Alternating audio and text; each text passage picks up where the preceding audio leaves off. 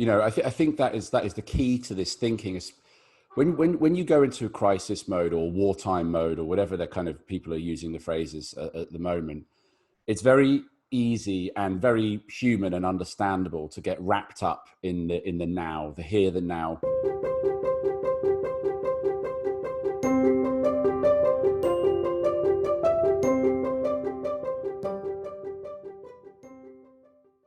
So today I wanted to discuss second and third order effects, which is something that I've been reading about and listening to other podcasts and thinking about a lot recently. And it's a relatively simple concept, but I think often overlooked or misunderstood. So to give an example of a second or third order effect, if we take a really simple example that I heard on another podcast, which is just something very relatable on a human level.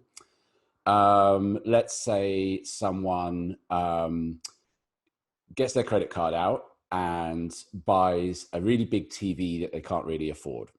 Okay, so the first order effect is that they now have a bit of debt and they have this big TV that they can't afford. But what's the second order effect? Well, if you've kind of splashed out and spent money that you don't really have on this great big TV, you will probably feel quite obliged to watch that TV. So you would be spending a lot more time watching television, playing video games, that kind of thing. And so what would be the third order effect of that would be the extra time you're now putting into watching TV. You're sat on the couch, so maybe there's some physical elements of impact there in terms of lack of fitness or bad posture, something like that. But there's also the time that you could have been maybe doing something more productive with that time, either educating yourself, working on your business, anything like that. So the implication being that decision, that sort of, let's say poor decision, to load yourself up with a bit of debt, get a TV that you didn't really need necessarily, that has had that second or third order effect on your physical or kind of your progress. And then maybe you never get out of debt because you're not making progress with your career, you're not earning more money, and maybe that credit card starts to kind of go further. So it's not to say that buying a big TV is necessarily the root cause of all of your problems, but I think that people often misunderstand the second and third order effects of what may be seemingly small decisions or incidents. You often see this with, in terms of people say, in terms of physical well-being, injury. Someone will have an injury, maybe just a standard injury, but if their recovery doesn't go so well or takes time, can actually have a knockout effect on a huge amount of things. And if you think of just longer term life things, when elderly people say break a hip, it's actually the root cause of a lot of people to die sort of relatively early after that. I know that's certainly the case for one of my grandparents. And so had they strengthened their bones, maybe by doing physical training during their life, their hip would have been stronger. That could have had a knock-on effect. It's not all negative. There's actually a lot of positives around second and third order effect, but I just find it fascinating. And I think in a time when the world is massively changing, which it is now, and under this kind of brute force of change, that it makes a lot of sense for us to look at what the second and third order effects are of what's happening in order to kind of either preempt what may change for us, but also possibly to open the door, if it isn't too crass to talk about it, to opportunities that come afterwards.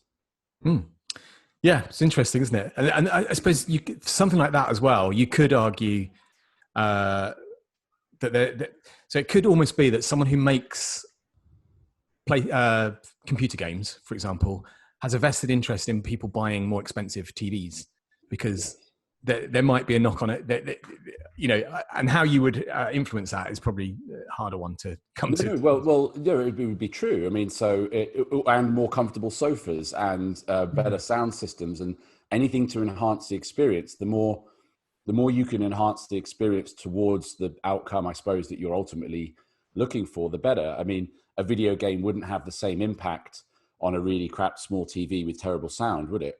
Yeah. But if you suddenly create that into quite an immersive experience, then suddenly that, like, what that's going to do to the participant in the game, how that's going to make them feel is going to change.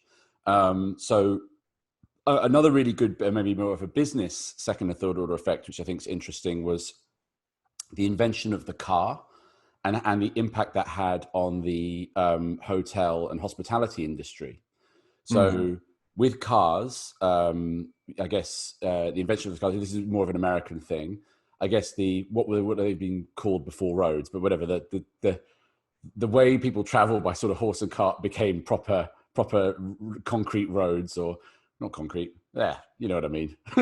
Tarmac or whatever. Tarmac roads, yeah. No one has a concrete road, do they? A tarmac road, and then that created the freeways. And with the freeways, suddenly there's an explosion of a need for places to stay and places to eat and things like that. So you've got the impact, which maybe wouldn't have been as necessary when people were traveling, probably in much less volume.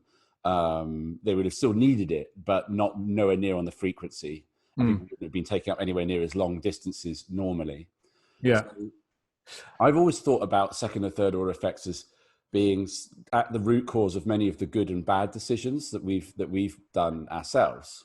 I think actually one of the other things that you're probably just alluding to there is actually one of the useful things about this kind of, I guess, mental exercise is quite often what happens is that people will make a decision just thinking about the immediate next effect, without necessarily realizing that down the line, I mean, so an example in our own history with our agency, I think we were focused a lot on margins and making a profit, and which isn't a terrible thing, but it probably meant that we didn't hire the best people. We didn't hire an amazing salesperson, for example, or we didn't go out and get the most expensive creative director that we could afford.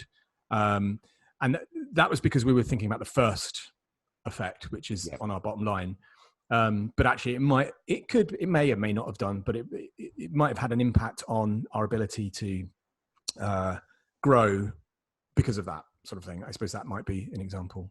Exactly. I think, I think that is the key to this thinking is when you go into a crisis mode or wartime mode or whatever the kind of people are using the phrases at the moment, it's very easy and very human and understandable to get wrapped up in the now, the here, the now. And to be honest, you have to deal, I do believe you deal with the problem in front of your face, right? If you're burning cash because of the crisis, it's like the A&E, ER, you've got to stem the bleeding. You've got to do whatever you need to do to keep the patient alive. And you're not thinking about second and third order effects of any of the decisions you're doing at that point. Well, apart from the second order effect being they're still alive. But that's not really at the front and center of your mind. And so once you've got through the crisis initially, I think then it takes the mental exercise and a bit of mental strength to say, okay, I'm now going to think about what this means and what the repercussions of both what I've done and what's happening are going to be. And so I think, sorry, I don't know if this sounds okay. An enormous truck has just pulled up outside. You can hear it, yeah. I hear it. Okay, great, right. Sorry, he's just sat there, just making a lot of noise. I don't know why. It's just because I'm recording a podcast. Okay, excuse me. So I think then it starts to get, once the crisis abates, it's kind of an interesting mental exercise to play. So you can take it with almost anything. And I think particularly now, there's so much change happening. But actually, if I go back to one of, I think, the best second and third order effect decisions we made with ScreenCloud, because a lot of people ask me, why was ScreenCloud well timed? Why do you think the timing was good? And I think it's because there was a change happening with how people were consuming television. There were products like the Google Chromecast and Amazon Fire TV, which literally came out the year that we started. And we used those products as products that we could also use in a business sense.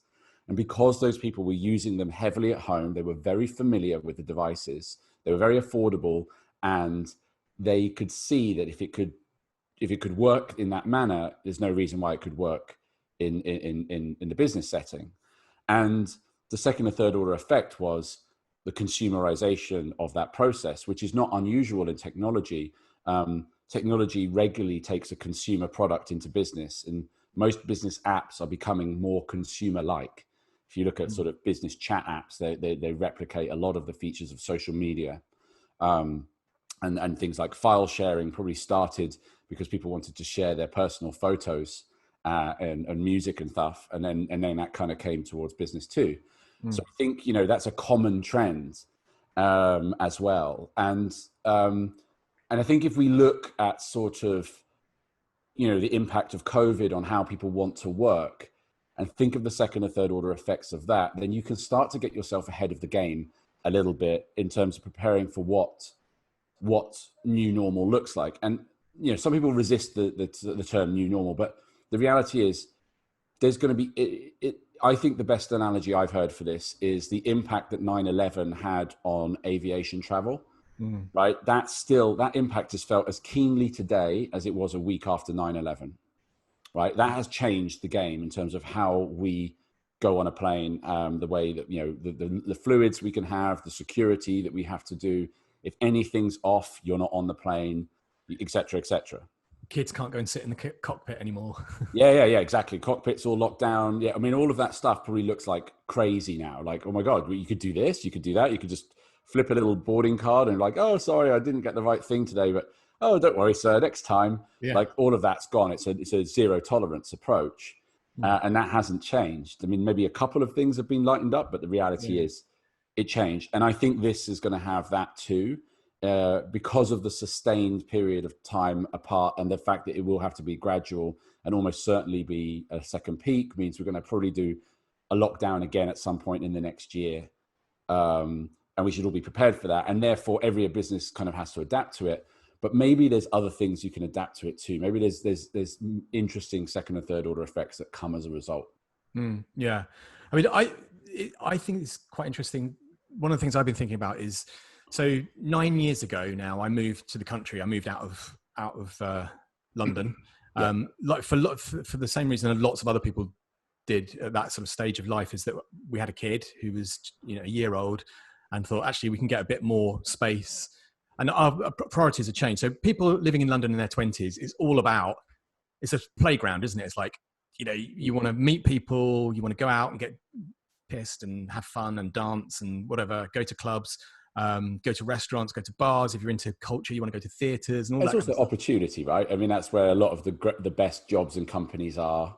Yeah. So, and then what happens then is people kind of get to the point and go, okay, it's not like they give up their job. They just go, we don't really need that stuff now. Because I'm in a relationship. I've got a family. I've got kids.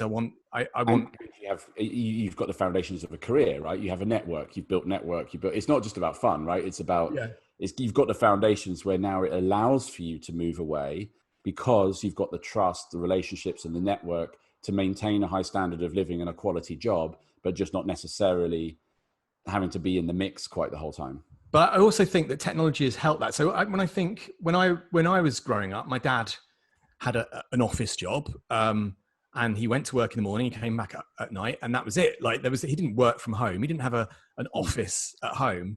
But nowadays, I think people, when I first moved out, I think I was doing about 2 days a week from home, and 3 days in the office, and that was easy to do. And in fact, I don't know if you remember when my son was first born and my wife was on maternity leave, I spoke to you and Nick and Luke, I guess, and said, hey, I'm going to go and fancy living in the south of France for a couple of months where I'm going to work, but move to the south of France. And you guys are going, oh, okay, whatever.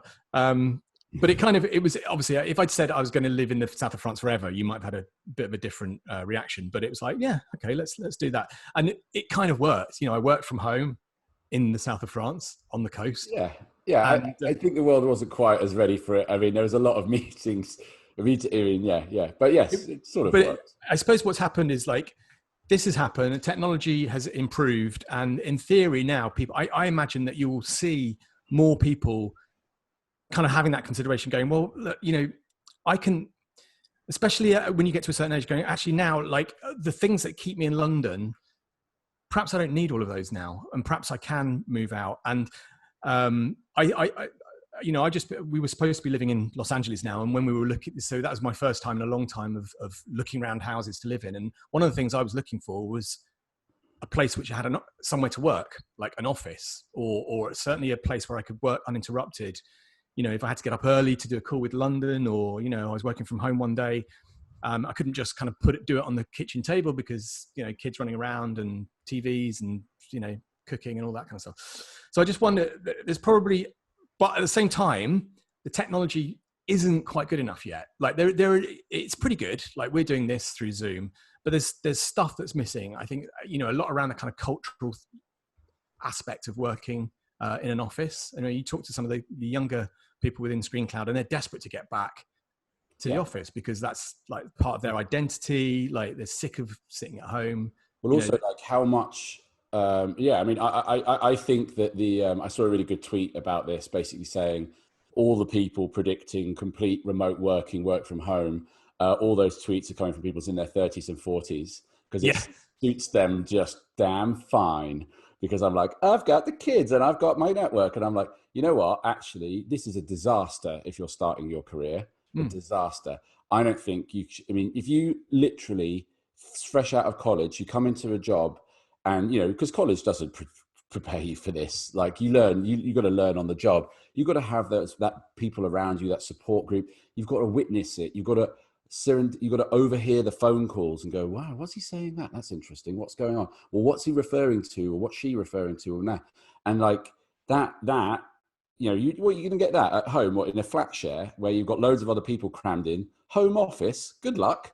I mean, you know, your flat is basically a kitchen, a studio, a living room, and almost in some cases a bedroom too.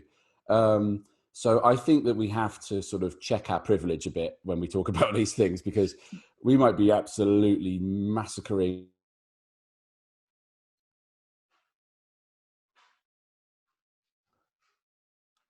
Oh, man.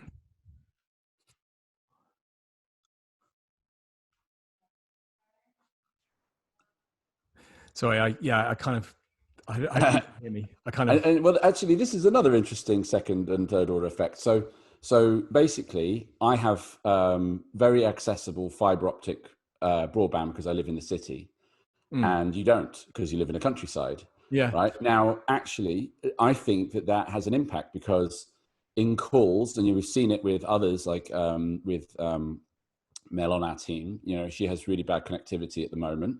It means that they can't contribute in meetings much. Sometimes they're there, sometimes they're not. They have to drop out. And I think, you know, just connectivity, right, is going to have an impact on your success. If everything becomes virtual like this, the one that's constantly having to drop in and out and not quite there on the calls, they're not the ones who are going to get the virtual promotion, are they? Well, it's not a virtual promotion, it's a real one. It's like, yeah, but, you know, not very reliable. It's the broadband's not reliable. That's the problem. Yeah. Well, I mean, that has to change, isn't it? Like, there's a lot of things that are going to have to change, I think. So, but that wouldn't have been a previous priority because people would have said, well, look, you know, yes, the connectivity is not fantastic, but they still got the internet. It's not like they're completely devoid of it. But obviously, there's no business in Bali, right? You know, it's sort of local business only. And therefore, it's not a huge priority because, you know, probably it's a commuter town, well, not commuter town, but there's a fast train to London. So actually, that probably wouldn't have been too high on the list. Given this, now maybe that changes things. So the second order effect is possibly that investment in connectivity now becomes a deeper priority, and that no one can be left outside of it if the economy is going to be fueled predominantly by people who need to be connected. Yeah, I can see that being kind of government type priorities as well, like saying, you know, we have to get the country online because we're going to be screwed without it. I mean, I know the country is online, but we have to get it. But it has to be better.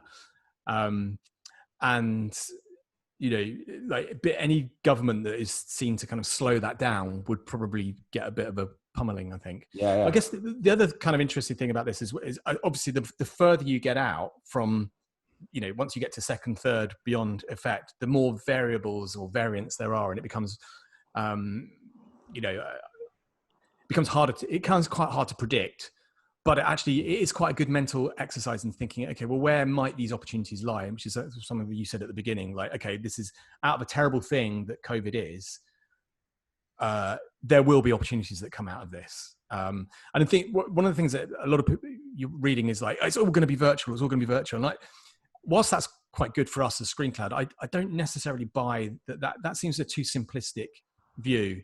In the same way, I was watching a clip, Arthur C. Clarke in 1971 or something, and he was talking about the world of the future. And actually, a lot of it was quite correct. He said you'll be able to do your banking through a telephone line connected to a computer, kind of thing. You're like, wow, that was pretty good. And David's country broadband. But he was also predicting that he said, but also executives will be able to work from anywhere in the world. Am I cutting out? Proving my point. We're not going to promote him. I can't even hear him half the time. Am I cutting out? Arthur C. Clarke was saying something in 1971. That's about.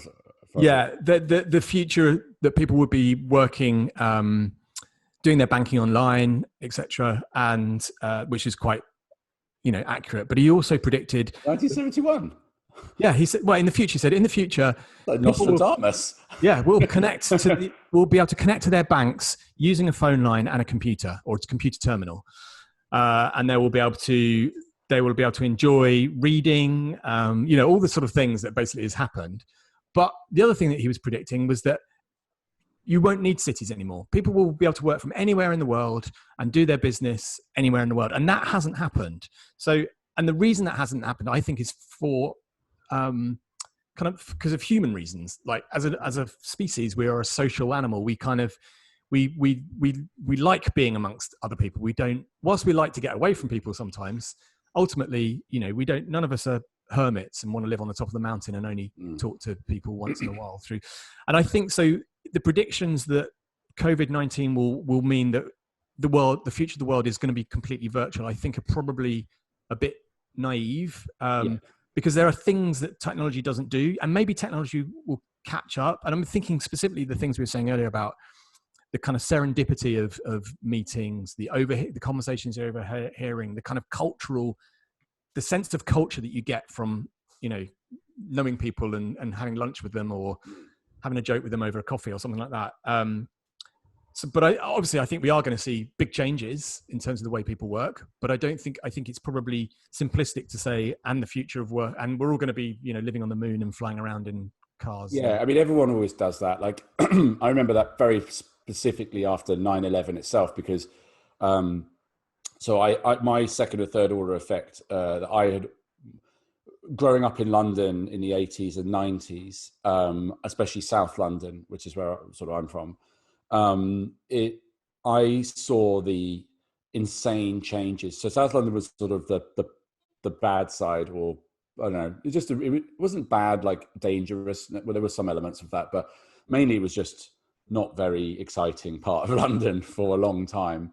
But it had a lot of greenery, had a lot of like nice architecture, but it wasn't very well connected by tube. That was probably one of the problems. So transport wasn't as good as, say, from the north. And so it was quite a good place to buy a decent family home cheap. But that was about it. But then as London got more expensive, and as the transport gradually began to get better and more reliable, you saw a lot of families moving that way. It's probably precursor to moving out to the countryside. And I could see that like house prices, what they were doing in London was quite mad. And you could just pick the areas which were going to be the next one. So when I was really young, like 21, 22, I knew I wanted to buy something because I just knew what was going to happen. So I kind of saved as much as I could, kind of made it happen. And then literally as I was about to look to buy a flat, 9/11 happened.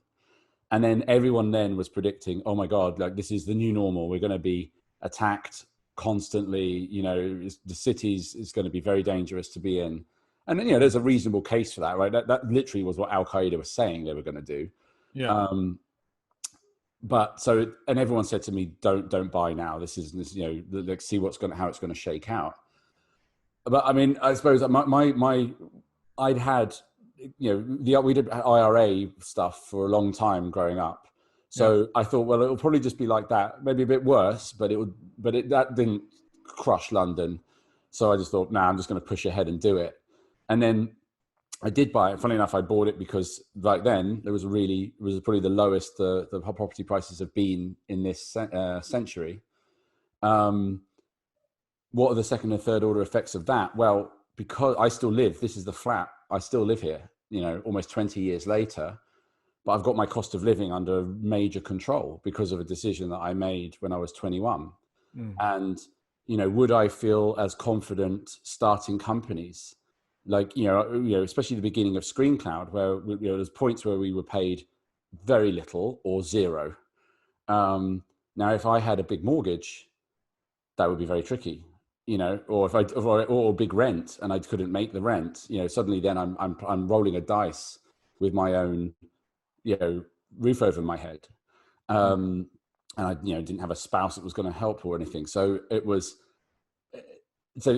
interesting that, if you can get your cost of living under control and you feel comfortable with and obviously it wasn't comfortable at the beginning buying a flat at 21. I was completely skint, because everything I had went on that.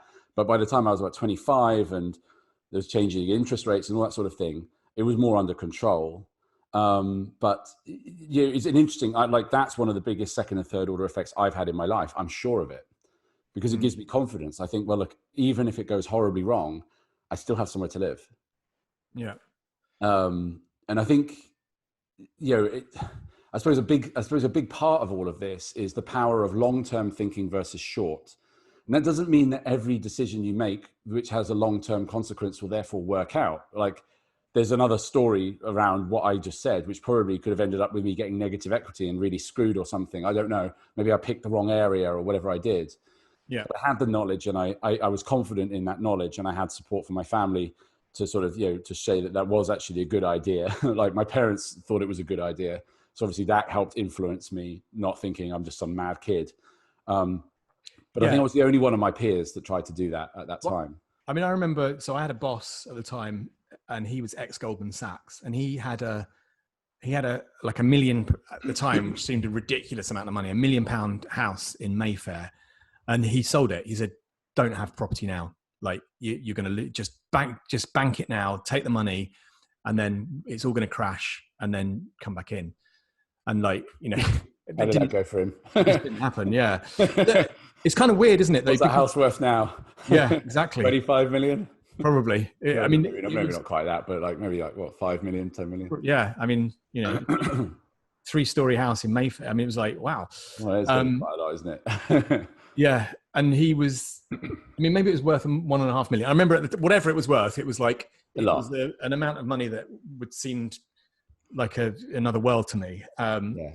Meanwhile, I was buying, my property was £150,000 or whatever.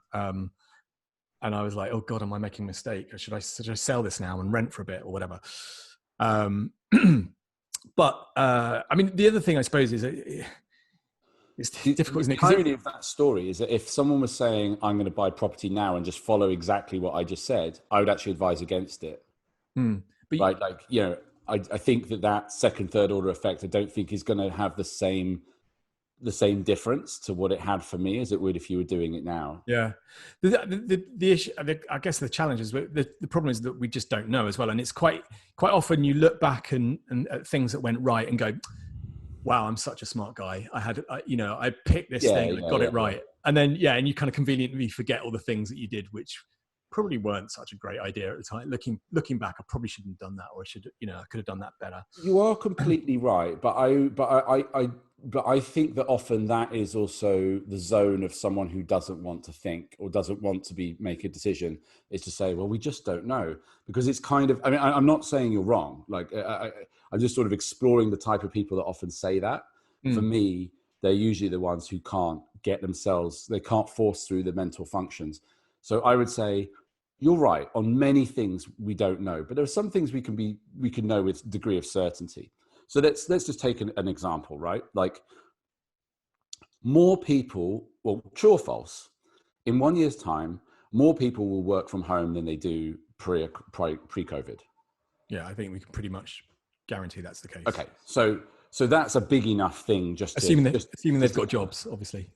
But yeah, for those that have jobs, they will be working from home more frequently.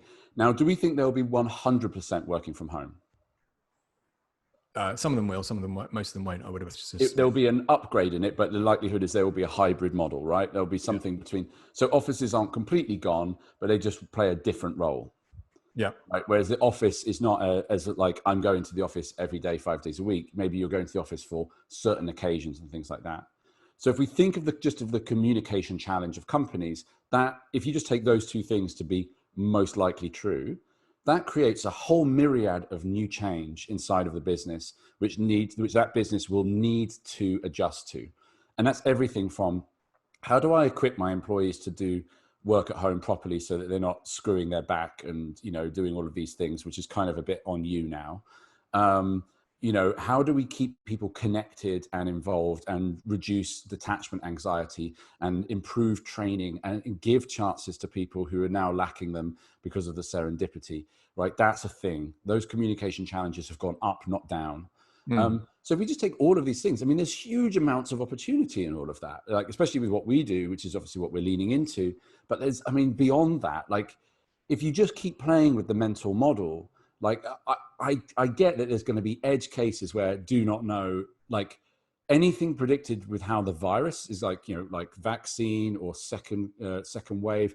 Like, I think there'll probably be a second wave. There usually seems to be, but I'm not qualified to talk about it. So the reality is I genuinely don't know. And I don't think many do. But I think there are things which are kind of more in your wheelhouse, if you like, where you can kind of go, yeah, look, and look at the stats, what so far, there's software around this whole problem, this communication problem, connectivity problem is soaring, So let's say all of those adopters of Zoom and Microsoft Teams and Slack and all of that, when this changes, they're not going to turn off Teams, are they? They're not going to go, all right, we've had Teams now, but we're going back to the office, so we're going to turn that off. Like, candy doesn't get retracted from the baby in that respect, and it will become part of the fabric of their work. So you can lean on those trends in the same way we leaned on trends prior to, of the trends of Amazon Fire and Google Chromecast. Like, these are trends.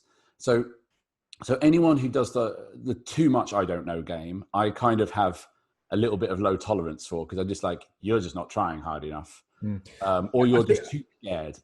Yeah, no, I think I was specifically thinking about things like predicting what's going to happen with property and stuff. I think it's like, my prediction is that more people will move out of the cities and will be looking for more space and the ability to kind of, like, if I'm going to be working from home, I don't want to be stuck in a tiny flat. More space. No, and I think that trend is a pretty good, and especially if you look at America, like, you're already seeing now quite a few people sort of abandoning sort of San Francisco, where it's incredibly high cost of living for quite a low quality of life from the sound of it.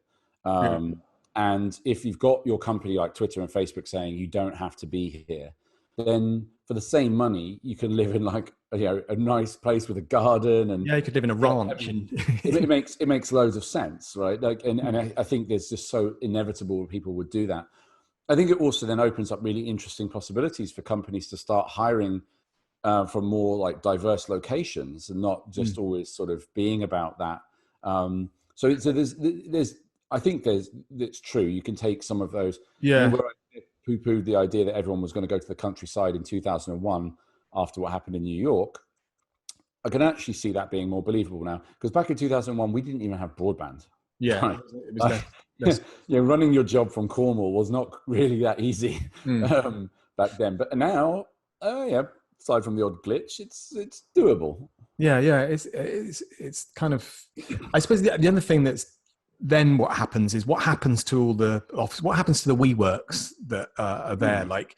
What does that become? Because it's probably not going to, I don't think it's going to turn into a post-apocalyptic world of empty offices and things like that. There's going to be a use for them, but it's going to be different. And I think it's probably, as you alluded to earlier, this idea of people using the office for specific reasons. But obviously people aren't going to, maybe we in the 2000s or whatever, we moved to an open plan office thing. Maybe that's going to change slightly. Maybe, I don't know.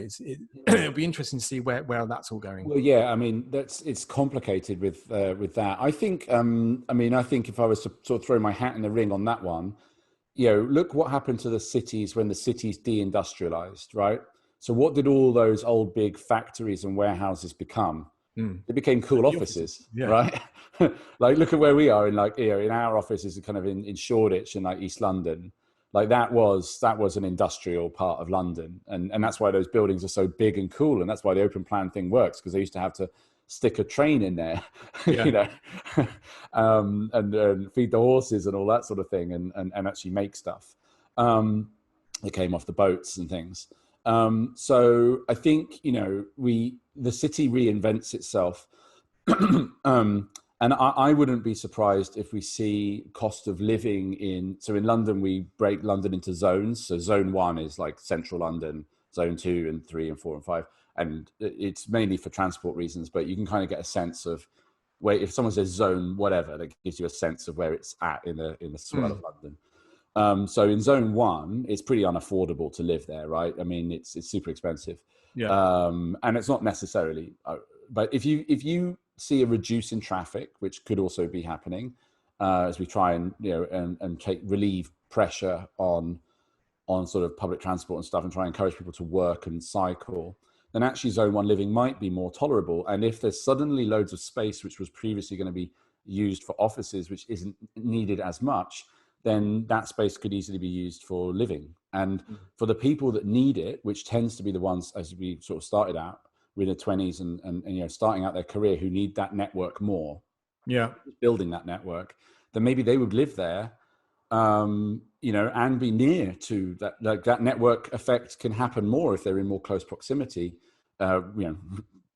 permitting medical advice. And so you might actually see affordability come back to the city. Yeah, by doing that. I mean, the city could become really, really nice place to live. Like, you could, if everyone's cycling and walking and it's more affordable and there's less people generally, it could be perfect for someone, as you say, and people earlier on in their careers or in their life phase, if you like. Not saying that everybody then, like some kind of dystopian future where once you get to 30, you get kicked out of the city and you have to go and live in the country. No, well, I mean, like, I'm a city boy. Like, I mean, that's why, I'm in my 40s, and to take me out of the city and plonk me in the countryside, I think it's lovely for a weekend. It's not that I don't love nature. I mean, I'm probably not as big into it as others would be, but I don't think I can ever see myself not being in the city. But that's just, I mean, I grew up in it. Yeah. And I grew up, and Dubai was my other place, which is, pretty busy as well. So I think, like, overall, so second and third order effects, I think is fascinating. I think it's an easy mental exercise, and I think it's an interesting one. And I think that if people are being challenged heavily now, in their life, in their work, in anything, I would really consider, unless you're right, as I said, right in the eye of the storm, deal with the storm. Otherwise, it is interesting because most people aren't capable of it, in my honest opinion. Most people just they have ideas, but they don't act on them. Like that's why I never do NDAs about any new idea I've got. Because I'm like, one, if your whole thing is just to copy something I said, then you're not really very good in the first place. But two, most people, even with a great idea on their plate, do nothing about it, because that's just human nature. So I'm a little bit of a on most people. I think there's some exceptional people on this planet, but I think the majority don't have the gumption. It might sound a bit rude, but it's just what I've experienced. If you're not one of those mass who wants to spend the credit card on the TV so you can have a second order effect of watching more TV in your life and then being less fit and less educated, then think about this. Like, think about it. And also think about what you're doing and what the implications are, like in sort of habit formation, in terms of just the small decisions, which might seem like small decisions. They might not be, and I think that it's absolutely fascinating. I'm trying to form a habit right now because I've always had like terrible flexibility, like really bad. I didn't look after myself properly when I was younger playing sport. I didn't recover from injuries properly. I didn't stretch properly. And as a result, I have reduced my flexibility to that of an old man. And the time has come to fix it. And so now I am stretching every single day, and I found a habit for it. But it's been, it's about finding that, because I knew ultimately what was my second, third order effect of me having poor flexibility. I can joke about it now. It'll be less of a joke when I'm 60. It'll be more of a, yeah, there you go, mate. You should have sort of dealt with that, shouldn't you? And, they always say, like, the best time to deal with my lack of flexibility would have been about 10 years ago. The second best time is today. Yeah. It's that kind of thing. And I think just why I'm so passionate about this subject at the moment is everyone feels in this state of fear and flux, but you can begin to regain a little bit of control if you start to think about how this plays out and where you might fit in that, and how you can adjust preemptively to give yourself the best chance sort of through that. That's kind of why I find it fascinating. And you can apply it to anything: relationships, health, career, business, politics. Yeah, I mean, we're talking about it from a business point of view, but I suppose I've been thinking about this from a life changing point of view. I mean, obviously, as I said earlier, I should be living in LA by now. That was the plan. But actually, there are lots of things that I think this impacts on the way you might want to live your life. Like, if you don't have to go get on a train every day and go into London, what does that mean? What will you do instead? What do you do with that time? Will you be sat there watching TV and getting pissed? Actually, I've given up drinking, which has been quite hard over the last couple of months. It's been quite difficult, but I'm so glad I have, because I am more productive. I don't wake up in the morning with a hangover or even a grogginess. And actually, I can do things. I go for a run most days. Like you, I'm not doing a stretching thing, but I've taken up doing yoga, but really simple, just 30 minutes a day. Found something online. But the compounding effect of that is going to be massive. Yeah. 30 minutes a day is actually not to be sniffed at, to be honest. Yeah. Also thinking about, what the kids at the moment are at home doing homeschooling, and actually the ability to be working but then be able to stop and sort of have dinner with them, or all those sorts of things that you can't necessarily do or you couldn't do in the olden days, now becoming the new normal. And actually, how do you kind of manage that? How do you, to your benefit, not like just how do I manage this stuff, but I do think there may be a higher rate of divorce coming. There may be. I think it's all idyllic. but there's that thing, like, this is an opportunity. How do you make this better for your life? What things can you do? Is it like doing regular exercise? Is it like being able to spend more routine time with your kids when you wouldn't have ordinarily be able to do it? Are you using that time that you're saving in commuting by doing something useful, either a hobby or does it mean that you can just work more, whatever it is? But actually, there's a time now to kind of, I think, plan a little bit about what are these opportunities and how can you incorporate that into your life and make your life, develop these habits that will improve your life in the long term, get into things that you've really wanted to get into but haven't had the time to, that kind of stuff. So I mean without obviously we don't want to come across sounding too sanctimonious of like this is how you have a perfect thing, it's like this and this. I wake up at 8:30 and my mental health is just fine. Like, it's okay for this to be shit as well, but I think that even for me, when it is feeling a bit shit, which it has done last couple of weeks, I've been using this exercise to kind of guide me out of it, rather than, and so, I just would highly encourage it. And I think it's also if you're running out of conversation with your family because you've been around each other too long, have a second or third order effect discussion, because trust me, especially with a kid, I bet that goes in a really interesting way. Where does this all end up? I think that's probably, I mean, I'm no expert on it, but I think it's a fairly simple thing. I think most people can kind of figure it out. And I don't know, maybe it's a false prophet, but it seems to give me a sense of control again when control sometimes has been wrenched away from me, especially this last little bit of time. So yeah, have a think. There we go. That's probably it. It's not really supposed to be an advice podcast, is it? Oh, is it? No, it's just ramblings. Yeah. Well, dear listener, should we leave them there? Yeah. I think cool. Cool. All right. Cheers then. Thanks. Bye. Ciao.